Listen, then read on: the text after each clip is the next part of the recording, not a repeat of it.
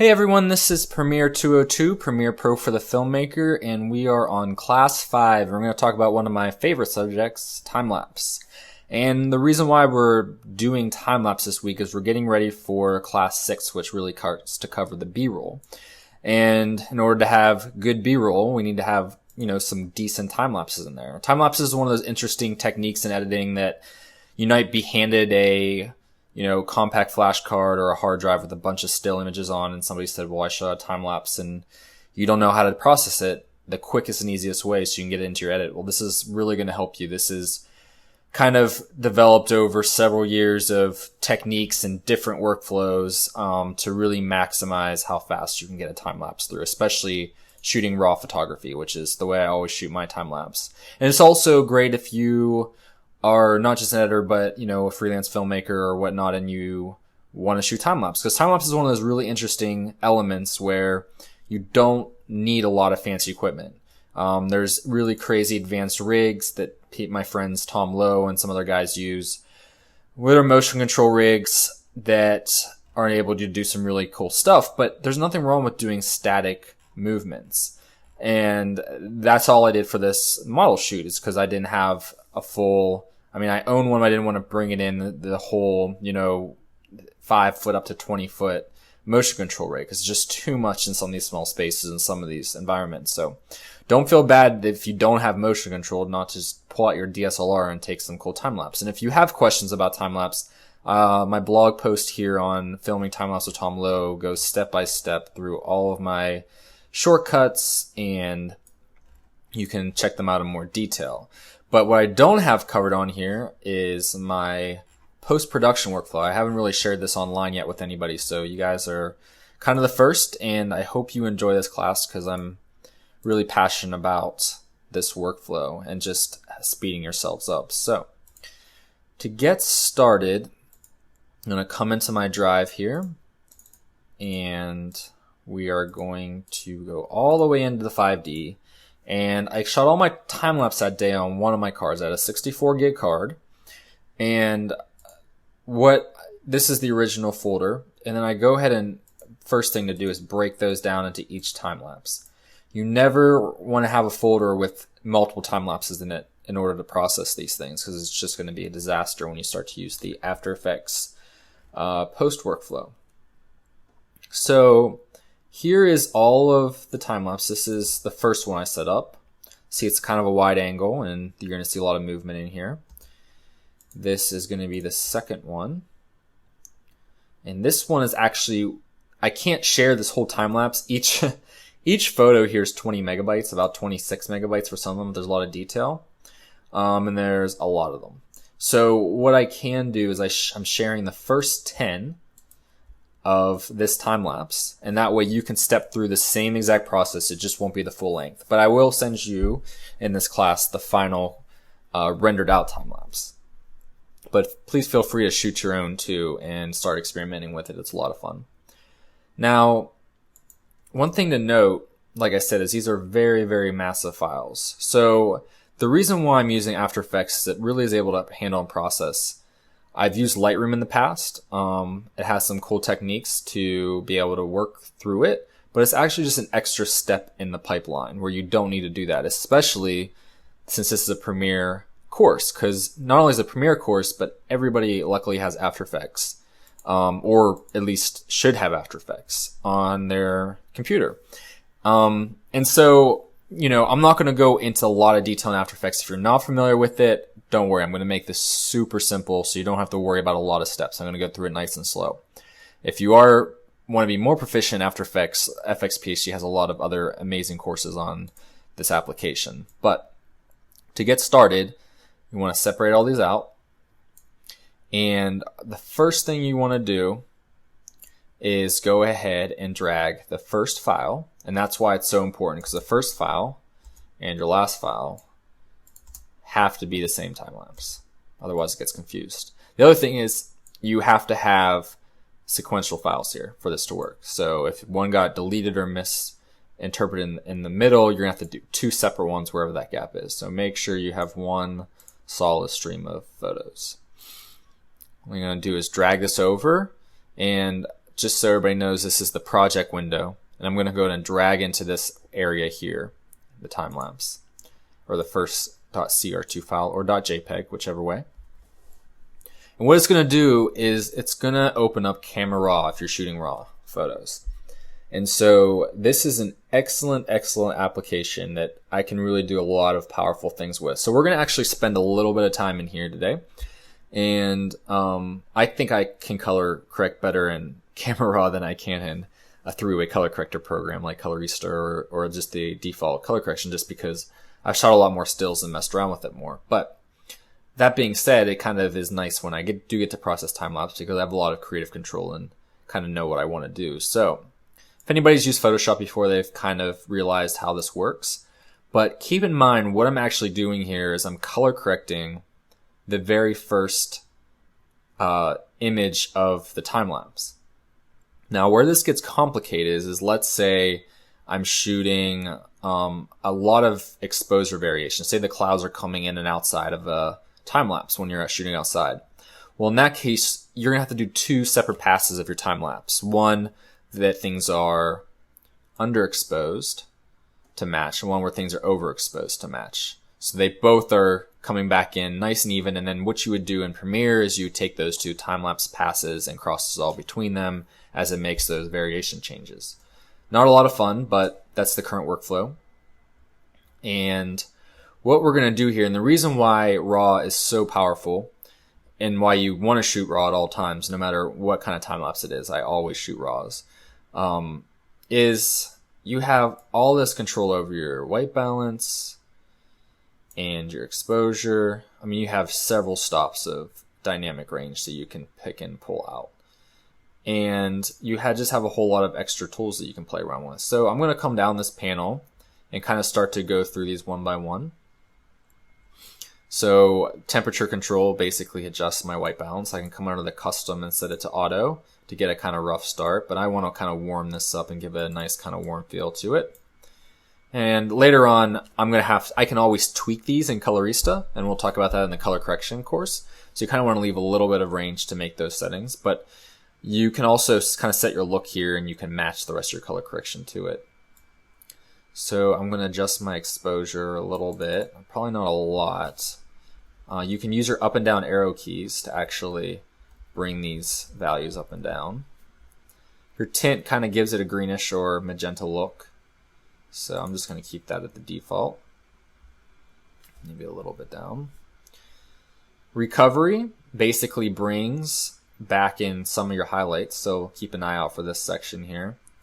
And you can watch, oops, I really jacked my exposure up there. But you can also watch your histogram up here to kind of see recovery is adjusting your highlights a little bit, bringing some of this back into range.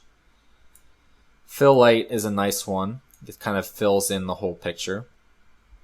And so I can kind of bring my exposure down and play with some of these settings. My blacks, obviously bring up my blacks, give it more contrast. If you want a flatter image, you can bring your blacks down. And brightness and contrast. Play around with these settings. Clarity really makes your image pop. If you take clarity off, it gets a really soft feel. If you bring it all the way up, it gets a really sharp feel.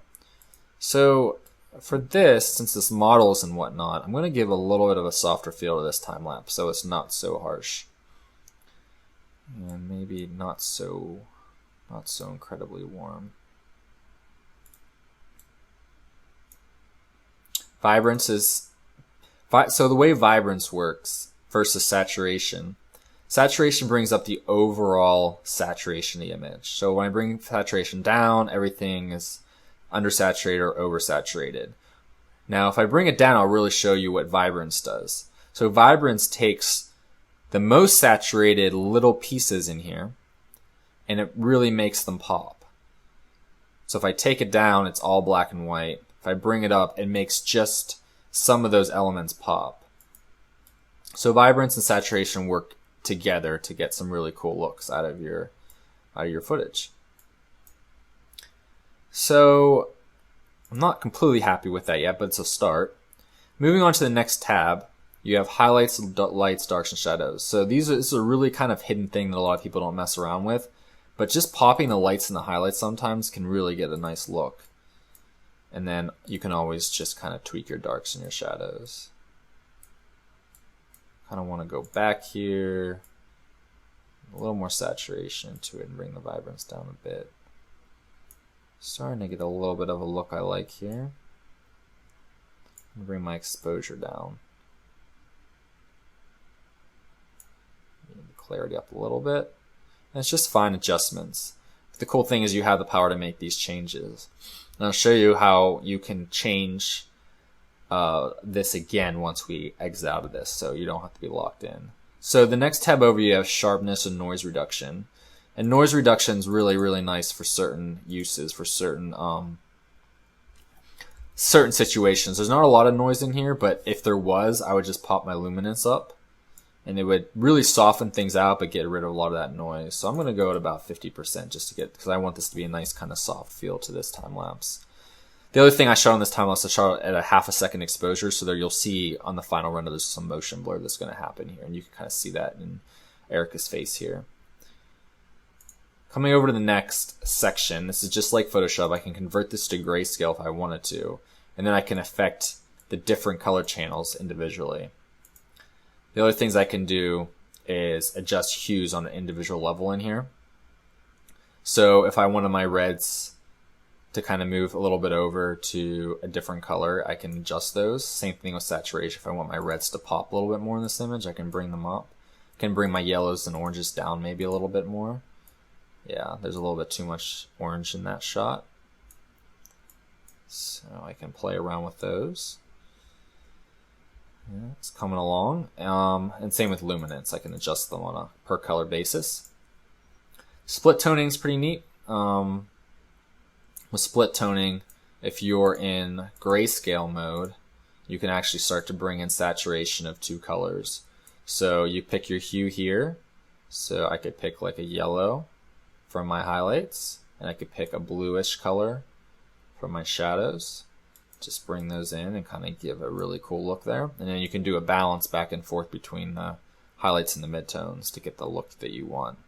So I could give this a these are looks that you can definitely pull off in post as well, or in oops, let me just take the saturation down on these and bring this back in the middle. And bring these back down. Oops, there we go. But like I was saying, these are adjustments that if you really wanted to make, you can also make them later on down the line in color correction in Premiere. The next thing we want to add is a little bit of vignette around the side to kind of lock in our scene. And in order to do that, we're going to skip our lens correction. Now, lens correction is kind of cool if, I think this was shot with a 16 to 35, but you can see on and off, like maybe it was the 14. That looks like the 14. This is off and this is on. It kind of fixes and corrects the image a little bit and gets rid of some of that distortion. I kind of like it without it anyways. So I'm going to add some vignette, and that's under the FX tab, and I'm going to put some vignette around the side and just kind of focus our subject in around here. We have the makeup and hair getting done here and people walking around, so I kind of want to focus my attention on this part of the screen. I can bring my midpoint in too and just give that nice deep vignette. I could add grain if I wanted to, but I'm going to keep this kind of soft. Actually, I might add a little bit of grain just to give a little bit of a look there. And then what I'm going to do, since I adjusted my vignette, I'm going to pop my exposure up a little bit more there in the center.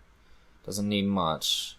Probably bring my fill light down a tiny bit just to kind of give that look there. So once again, the cool thing about RAW is you really have a lot of control over all of these settings.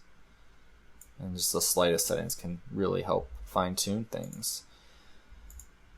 So those are the main adjustments. The other cool things I can do is I can come under, and this is the graduated filter, and I can go ahead, like if this is a sky, I can go ahead and darken up the top and bring down the bottom. So just by bringing this exposure slider, I can basically the same thing as a real graduated filter. I want to get rid of that though. So let me just delete that out. Some other tools that you can use. They have spot healing brushes, the straighten tool, which basically whatever angle you put on this is going to crop it up for you. So those are just some handy things. You can also come in and have some of your adjustment brushes and paint things in and things like that. Remember, whatever you do though to one frame, it's going to happen to all the frames. So you kind of want to make sure that's all set right. So I'm going to come back under my main section here though and just fine tune this a little more. Make sure everything's checked off and looks all right. Be a little bit contrasty. Need a little bit too much vignette, I think. I'm going to bring that vignette down. Yeah. So we're pretty close there. It looks all right. And now I can go ahead and click OK. So now I have my image here that's already ready to go. One thing that you want to do up front, instead of dragging the one image in, is you want to double click in this panel. And you can see the .xmp, that's those color adjustments I just made. What you want to do is actually click on the first one and then make sure camera raw sequence is checked. Otherwise, what will happen is what we just did, it'll just bring in one image. But if you want the whole sequence, click on the first one, camera raw sequence, and click open. And now it's going to bring up that same window. You can see all of our color correction adjustments. Everything we already did is still there, which is good. And then click OK, and that's going to bring in a sequence. So I'm actually going to get rid of that. So what this is an image sequence. And what it did is automatically took all of those frames, gave it a frame rate, and gave it a composition size. So what I need to do is I need to make a composition out of this. It's very similar to Premiere. Think about this now as a piece of footage. And this is kind of laid out exactly like Premiere. You have your timeline down here. You can view your footage here. You have some different settings over here. But all you do is take this and drag it down to the new comp, just like you would drag down to new item in Premiere. You let go. And what it's going to do is set up a very big composition. To be exact, this composition, if you go, because in order to see the composition, you actually have to go under composition, composition settings, or Apple K. We're basically at a 5K composition. So not only did it set my composition, my frame rate for me automatically, but it already set my composition time to the perfect amount. So this was a 28-second time lapse. So that's pretty long. So what I want to do is come under composition settings again, and I want to change this from being a custom composition to a 1080 at 24p composition. So essentially what I do is click HDTV 1080-24 under the drop-down menu and click OK. So what that's doing is, if I zoom out here, you can see it's a huge composition. This black outline here is 1080p. So that's what our output is. This is 5K. This is a 21 megapixel 5D Mark II raw image. So I need to bring this and scale it down to fit my new composition settings, which is 1080p. So an easy way to do that is right click or select it, make sure it's selected and right click down here, either way, and go to transform and go to fit to comp width. And what that's going to do is shrink everything down to 1080p for us. The other thing that did is changed our frame rate to 24p. So you can see under our composition, now we're at 24p. So when we output this, it'll be able to match all of our other B-roll perfectly and ready to go. So now that we have all of that set up, we're pretty much ready to go. We can go ahead and export this right now and it's going to look great. However, what we're probably going to do, since it's a static time lapse, is we're going to set a couple keyframes on this. So what I want to do is start at the beginning and let this load. It's going to take a while. Remember, we're dealing with a 5K native footage still. We're dealing with raw footage. So you can't play this back in real time. You can't really see your time lapse until it's finally done. The fastest way to see what a time lapse looks like is in your DSLR and to like scroll really fast through the time lapse. That's the best way to get an idea until you actually process it out of After Effects. But you can see I'm doing all this in one application at one time, which is really great. So what I want to do is I'm going to change just my position. So I'm going to set a keyframe at the beginning. And what I did is I opened this up, go to position, set a keyframe with my cursor at the beginning. And what I'm doing is I'm selecting this. I'm going to hit the Shift Up key. And I'm going to then hit the Up key until this blue line here at the bottom is at the bottom.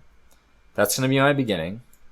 And what I want to do is at the end, I come to the very end here, and I want to bring this down. So Shift down. Oops, too far. And then arrow down just until we match. And it's going pretty slow. I'll catch up here. There we go. That's about close enough. And what I want to do is there's a little bit of room at the end here. So once this loads, I just want to come here, bring this in. This is basically like your work area bar. When I bring those to the left and the right, I can right click, trim comp to work area, and it's going to bring them back in perfectly. So what happens is I just set 2 keyframes for position. So it's going to start at the bottom, and over time the camera is going to move up. And it's very subtle, but it can give a look of having a motion control system to a point. There's no parallax change, but it's a subtle little effect over 30 seconds that will kind of add one more dimension to this time lapse. So we're almost ready to export, but what happens if I'm halfway through my time lapse and I see it doesn't look great overall? And the thing you want to do is you want to check your time lapse at the beginning, the middle, the end, and about each section in between. And that way you can get an idea of what your color correction is going to look like. If you don't like it at a certain point, you can't keyframe the color correction change over time, but you can readjust the overall color correction. And the way you do that is you get an idea of what you want to change. So if this looks like it's overexposed here and underexposed here, and you want to mid the exposure between these 2 changes, say like a half a stop, what you want to do is right click on the image sequence that you made, go to replace footage with file, and then you double click on that file again, that first file, and that's going to reopen up Camera Raw. That first frame, but it's going to open up the same sequence, and you can readjust slightly what you want it to. I'm going to bring it down a tiny bit and click OK. And now it's going to make that change across the board for my time lapse. So I'm feeling pretty good about this, and I'm ready to export. So what you want to do is come to Composition and Make Movie. And what this is going to do is ask you where you want to output your movie to. Once again, come under your hard drive, your project. And what I always do is I come back under the same card, the same folder with the time lapse, and I give it a name. So that way it resides with all of my originals in case I ever need to come back and make changes. So I'm going to call this Model Prep Time Lapse. Click Save. And that's going to add it to our render queue here. And I just need to make some basic settings. I already have a preset set for ProRes output, but I'll show you how to make that preset very quickly. Basically, what you want to do is your render settings at best settings is fine. I don't have to touch that, but you do want to change your output module. Change that from saying lossless, and just click on it. And what you want to do is you want to come under here. You want to change your format and your video codec to Apple ProRes 422. If you don't have Apple ProRes on your computer because you're on PC or you haven't installed Final Cut before, the next best thing is to do an animation. And you can keep it at default. It's going to be a much bigger file size, but it will work just as well. So I'm going to do Apple ProRes 422. And that's like one of the only good things Final Cut still has going on. But it's definitely a great feature to have in Premiere if you have had Final Cut installed or still use it on the side. And I'm going to go ahead and click OK. That's basically the only main change I'm going to make under here. And then we already have our output to set correctly. And what you can do is you can set this up as a preset as well. And I already have my preset set as per as 422 under here. And that way I just have to click under here and it makes it nice and easy. So once that's all set, all you got to do is click render. This is going to go ahead and render out over, it's going to take a little bit of time, but once this is processed, you'll have a nice clean move from the bottom to the top. And this will import straight into Premiere and we can go in and continue on editing. So that's the short workflow. It's not very complicated. You can really turn stuff around very quickly. Set up a couple and let them render. The biggest thing about time-lapse, the longest thing that takes the process is the color correction part to get it right, and then the post-processing of rendering it out at the end. But after that, the cool thing, since After Effects is independent Premiere, is you can come back into Premiere and keep working on your edit while these are going in the background to properly manage your time. So next week we're going to get into cutting more B-roll and really starting to feel out how that B-rolls and this time-lapse and the different audio and the interviews are all going to start tying together. And we're going to really start to tweak our B-roll and get a good feel for the story and start seeing the magic happen. So thanks everybody. If you have any questions about time-lapse or any of the things we talked about in this class, please feel free to contact me, and look forward to hearing any feedback or any workflow or tips you guys have learned, whether it comes to color correction and camera raw that you know, how to get some cool looks, or just procedures of processing your time-lapse in different applications or different workflows. I'd love to hear them. Thanks so much and enjoy.